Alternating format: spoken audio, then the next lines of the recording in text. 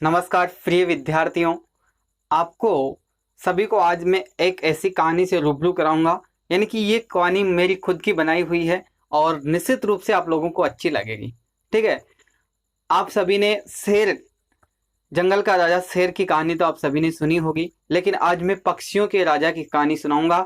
और ये कहानी मैंने पक्षियों के राजा का जब मैं जीवन परिचय पढ़ रहा था तो उस वक्त मैंने देखा कि इनका वास्तव में इनका जीवन कितना संघर्षपूर्ण होता है, और उसको मैंने छोटे छोटे मोड़ देकर एक कहानी के रूप में आप लोगों के साथ में पेश करना चाहता हूं। अगर आप लोगों को अच्छी लगे तो मुझे जरूर बताना कमेंट करके। वैसे ही आपके जीवन के लिए बहुत इंपॉर्टेंट है, क्योंकि ये मैंने मेरे जीवन से रियलाइज करके देखा है इस कहानी को, तो मैं आप लोगों के साथ आज इस कहानी को शेयर करना चाहता हूँ। चलिए ठीक है। सबसे पहले हम बात करते हैं पक्षियों का राजा।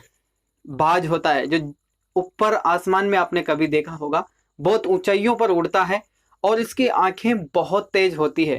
जैसे कि आपने देखो इस चित्र में आप देख रहे हैं कि बाज, इसका चित्र देखिए आप इस प्रकार से हैं, और इसकी आंखें देखिए कितनी मोटी होती है, और आंखों के साथ में ये बहुत ऊंचाइयों पर उड़ते हुए भी अपने शिकार को नीचे देख लेता है। और दूसरी बात इसकी खासियत है कि इनकी जो पंजे होते हैं, इनके पंजे बहुत नकुले होते हैं, बहुत निकुले होते हैं, और ये किसी अपने शिकार को झपट्टा मार के उड़ जाते हैं। जिस प्रकार से ये सांप तक को भी अपना शिकार बना लेते हैं। बाज की कहानी आपने कभी किताबों में भी पढ़ी होगी, लेकिन ये कहानी उनसे अलग है। मैं बाज का जीवन परिचय की बात करूंगा आज की कहानी में आप लोगों के सामने। तो देखिए, सबसे पहले हम बात करते हैं जब बाज बाज होता क्या है। बाज पक्षियों का राजा क्यों कहलाता है? क्योंकि जंगल का राजा शेर कहलाता है, उसी प्रकार से पक्षियों का राजा बाघ कहलाता है, बाज। ठीक है, बाज कहलाता है। और बाज बहुत ऊंचाइयों पर उड़ता है आसमान के अंदर। ठीक है, इसकी उड़ान। अब इसके जीवन के बारे में जानिए आप। बाज का जीवन काल होता है 70 वर्ष का। 70 वर्ष की इसकी जीवन काल की अवधि होती है। ये 70 वर्ष तक जीता है। ठीक है, 70 वर्ष के जीवन में हमेशा ये ऊंचाइयों पर उड़ता रहता है, लेकिन कुछ समय इसके जीवन में कुछ समय ऐसा मोड़ आता है कि ये इतना अपने आप को इतना दर्द पहुंचाता है, अपने आप को इतना संघर्षशील बनाता है कि आप लोग भी सुन के उसे कांप जाएंगे। देखिए, जब इसकी उम्र 20 से लेकर 35 साल के बीच में होती है, तब इसका जीवन काल बहुत अच्छा होता है। 20 से 35 की उम्र में ये बहुत अच्छा ऊंचाइयों पर उड़ान भरता है, बहुत अच्छा होता है, और ये किसी भी चीज का शिकार करके अपने पंजों के बल पर ले जाता है।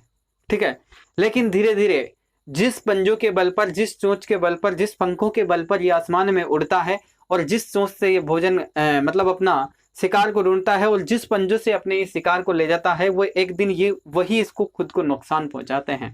और नुकसान इतना बड़ा पहुंचाते हैं कि इसकी हालत बहुत गंभीर हो जाती है। कई बाघ की तो इस दौरान कई बाघों की तो मृत्यु तक भी हो जाती है।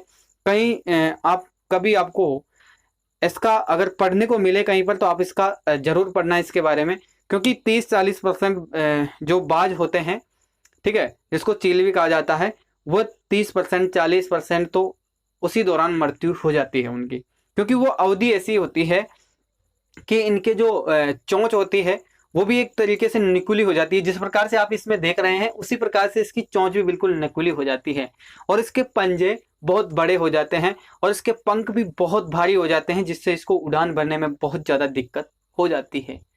बहुत ज्यादा दिक्कत होती है उड़ान भरने में भी, जब वो पंख बड़े हो जाते हैं तो। और इनकी चोंच चोंच की अगर आप बात करें, तो जब ये चोंच से शिकार करते हैं तो इनकी चोंच भी बहुत निकली हो जाती है, और उसी के तहत ये इनकी चोंच से शिकार नहीं कर पाते सही ढंग से। और इनके पंजे, जिन पंजों से झपट्टा बढ़ता है, उनके नाखून बहुत बड़े बड़े हो जाते हैं जब ये 35 से 40 वर्ष की उम्र में होता है। और उसी दौरान ये बाघ फिर भी अपना शिकार खुद करके भोजन करता है। और उसी दौरान क्या करता है, उसके बाद में जब ये इसी अवस्था में होता है, तो ये बहुत दुखी भरी और बहुत संघर्षी जीवन जीता है, लेकिन फिर भी बाज ऊपर अपने आसमान में उड़ान भरता रहता है हमेशा। ठीक है, यानी कि इसका दुख का समय होता है, उसके पश्चात भी ये अपने आप को दुखी नहीं महसूस करता, और वही बाज अपने उन जो वो पंखों से जो दुखी होता है, उन पंखों का दुख को लेकर, उन पंजों को, सोच को लेकर वो आसमान में उड़ता रहता है। उसी के बावजूद होता क्या है, अक्सर आप इस चीज को नहीं मानेंगे, लेकिन वास्तविकता यही है, जब इसकी चोंच बड़ी हो जाती है, जब इसके पंजे बड़े हो जाते हैं और इसके पंख बड़े हो जाते हैं, तब होता क्या है फिर? आखिरकार इसकी 70 साल की उम्र होती है, लेकिन फिर 35 वर्ष में अगर ऐसा हो जाता है तो फिर उसके बाद होता क्या है इसके साथ में?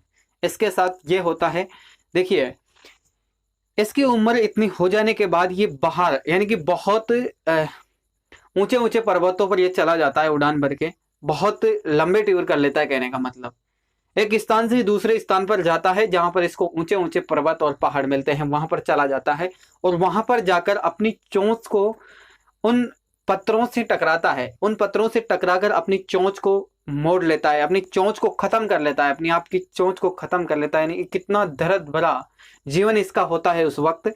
यानी कि अपनी चोंच को ये तोड़ लेता है उन पत्थरों से टकरा टकरा कर, और उसी के साथ में अपने जो पंजे होते हैं उनको भी उन पत्थरों से, नाखूनों से उनको तोड़ लेता है। उन पत्थरों के माध्यम से अपने नाखून और अपनी चोंच को तोड़ लेता है और चोंच के माध्यम से ये अपने पंख निकाल लेता है। चोंच, स्वयं की चोंच के माध्यम से अपने पंख निकालता है ये खुद। एक ऐसा पक्षी की कहानी, इतनी दर्दनाक कहानी है। आप देखेंगे कि एक नाखून काटने में इतना दर्द होता है, लेकिन उस वक्त इसे पक्षी को दर्द नहीं होता कि उस वक्त, जिस वक्त ये अपने पंख अपनी चोंच से निकालता है स्वयं, ठीक है, और अपनी चोंच को पत्थरों के माध्यम से अपनी चोंच को स्वयं तोड़ता है। और इसे प्रकृति पर विश्वास होता है कि प्रकृति वापस देगी मुझे ये चीज, ठीक है, क्योंकि इसे पता है कि जब ये चोंच टूट जाएगी उसके बाद भी मुझे दोबारा चोंच आएगी, प्रकृति ने ये चीज दी है, दोबारा नाखून आएंगे, दोबारा पंख आएंगे। और वास्तविकता यही होती है कि जो 35 से 40 साल का बाद हो जाता है, उसी के बाद में अगर कोई बात जीवित रहता है तो उसी के साथ यही होता है, उसको नई चोंच मिलती है और नए पंख और नए इसको पंजे मिलते हैं, और फिर पुनः वही राजा की जिंदगी वापस अपने आकाश में जीता है। यानी कि स्वाभिमान की चीज, स्वाभिमान आप इससे सीखिए, इसका स्वाभिमान कैसा होता है। जिस प्रकार से स्वाभिमान की अगर आप बात करें तो महाराणा प्रताप का इतिहास है, आप उसे पढ़िए। महाराणा प्रताप ने अपनी स्वाभिमान के खातिर जंगलों में भटकना मंजूर समझ लिया और जंगलों में घास की रोटी खाना मंजूर मान लिया, लेकिन अपने स्वाभिमान को आंच नहीं आने दिया, ठीक है। इससे आपको एक चीज सीखने को मिली होगी, ठीक है। आपने अगर नोट किया, कोई भी चीज को अगर आपने नोटिस किया है तो इसमें आपको एक चीज सीखने को मिली है, और वो मुझे आप कमेंट करके जरूर बताएं कि क्या चीज आपने इस कहानी से सीखी है, ठीक है। वैसे ये कहानी इतने अच्छे से मैं आपको बता नहीं पाया, क्योंकि जिस प्रकार से मैंने इसको तैयार किया था उसी प्रकार से मैं आपको अगर बताता तो बहुत मजा आता, ठीक है। लेकिन फिर भी मैंने जैसी भी कहानी बनाई है आप लोगों के लिए बहुत अच्छी, मेरे हिसाब से मैंने बहुत अच्छा आपको बता दिया है, ठीक है। अब आप लोगों की राय है, आप लोग मुझे कमेंट करके जरूर बताएं कि आपको ये कहानी कैसी लगी। चलिए ठीक है, तो इसी प्रकार से हम भी, हमारा जीवन इसी प्रकार से जीना चाहिए अपने स्वाभिमान के लिए, यानी कि अपने लक्ष्य के लिए अपने जीवन को समर्पित कर देना चाहिए। अपना लक्ष्य, जिसके प्रति आप, जिस चीज के बारे में आप सोच रहे हैं उसके प्रति अपना जीवन को समर्पित कर देना चाहिए, कहने का मतलब यह है, ठीक है। और अपने आप पर विश्वास रखें, जिस प्रकार से प्रकृति के ऊपर बाज को विश्वास होता है उसी प्रकार से आप अपने आप पर विश्वास रखें, ठीक है। चलिए धन्यवाद, और अगली क्लास